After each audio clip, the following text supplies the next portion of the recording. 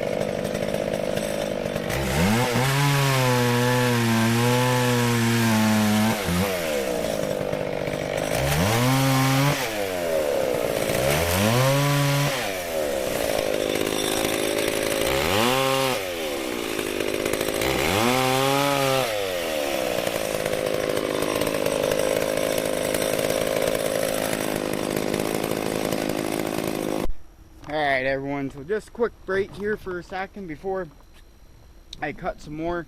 Wanted to show you that horseshoe and that chain on that saw, this 1010. So I'll bring it up here. But see how these rakers on this? A traditional raker, I'll have to show you on one of the other saws. But these aren't traditional rakers, how they're bent over like that. I have another chain for this saw, but it's the same exact style chain. I'd like to find one that doesn't have these for it. I just got to see what the drive links are on it. But these chains are kind of an oddball chain out. They don't cut good compared to the regular chain. So I'll go over and show you on the other McCulloch. I believe that probably has a regular style chain, or it may be just a plain double raker. But you'll see the difference. But when I was talking about horseshoeing, you can kind of see with this block here. Move this one up here too. You can tell it more on this block how it kind of just tapers up. So that's usually a sign of the chain being dull or your guide bar being wore. So I gotta do something with that saw, but it does run and work good. So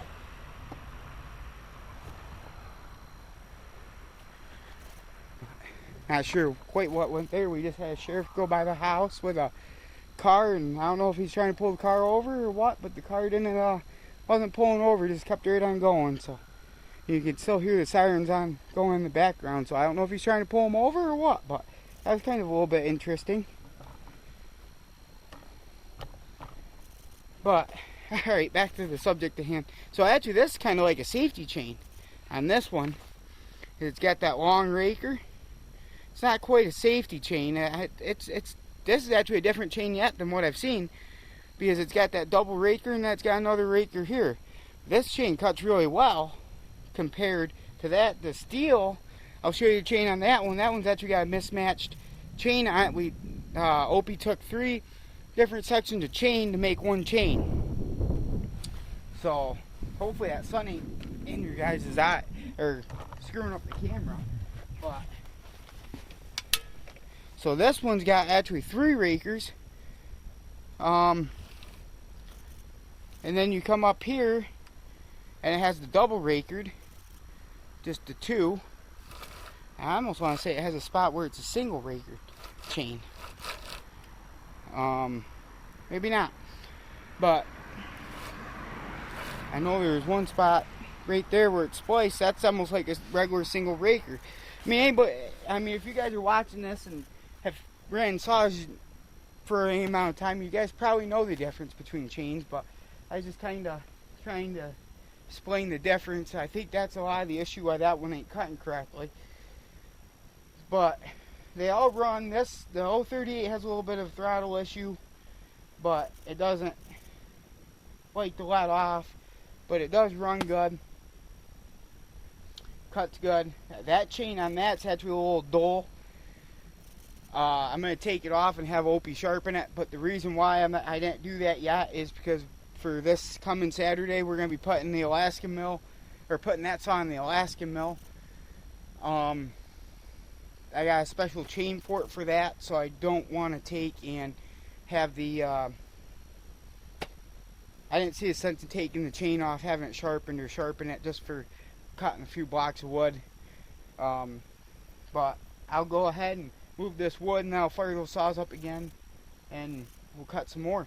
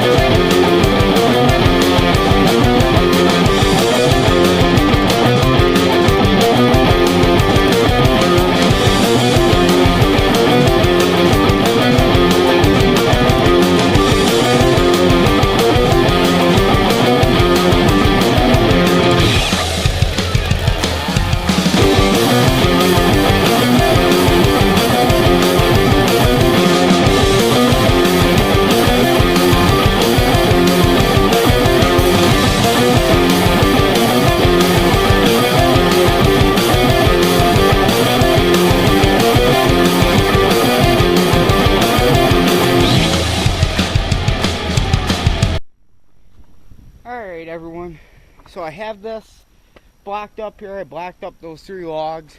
Well, that one was kind of like a pole, but I blocked those up. I want to say there's probably close enough there to finish the load. I need 3 more buckets to finish the load, make a face cord. So I'm gonna go ahead and split this up. I think I got enough, so I don't think I'll have to cut anymore. Now come back, show you guys the load, and talk about the saws a little bit more, and then probably start setting up. So I'll see you guys in a little bit.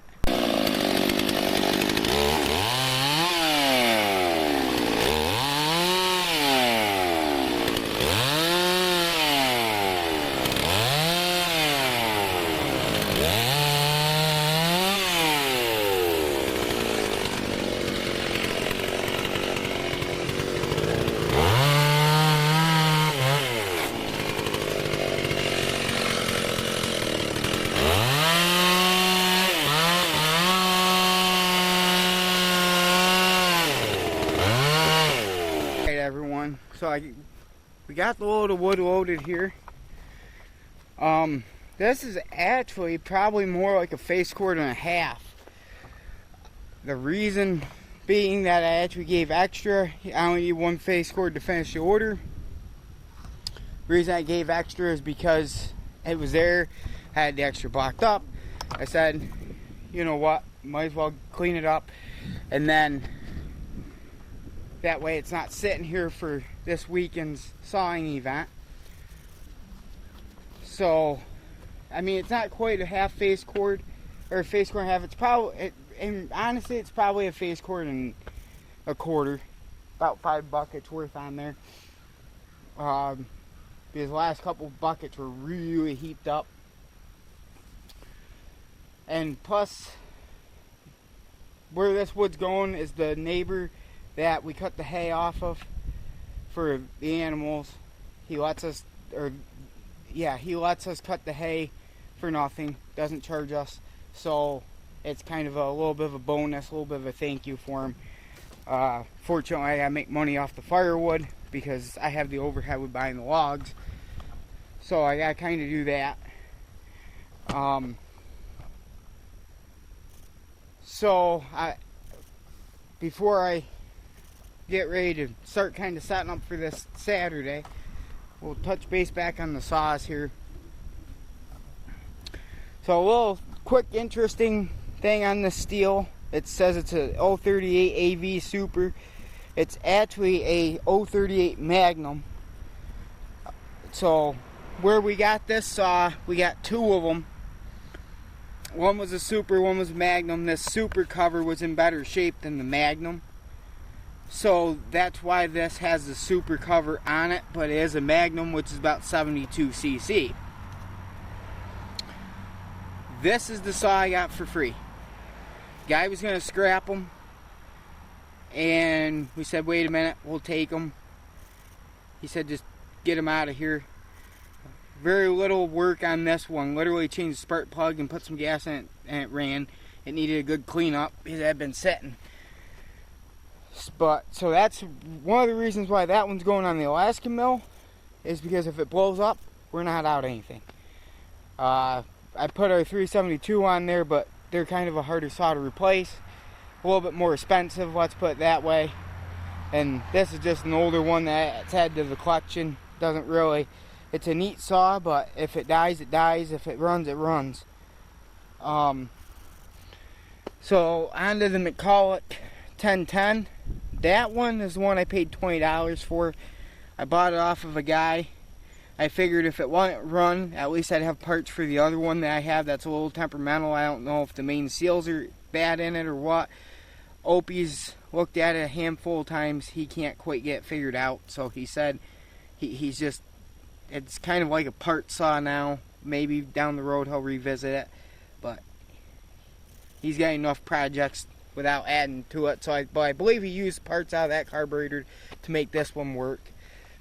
And it ran great, just needs a different chain.